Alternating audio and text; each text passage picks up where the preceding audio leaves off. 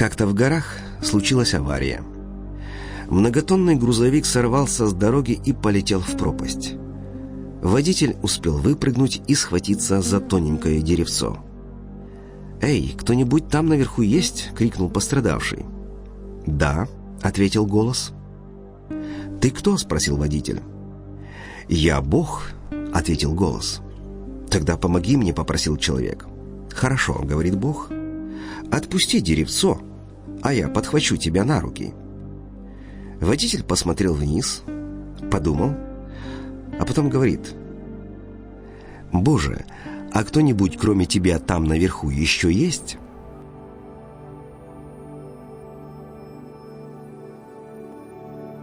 Эта притча поможет нам понять еще один важный аспект веры, а именно доверие. Верить значит доверяться.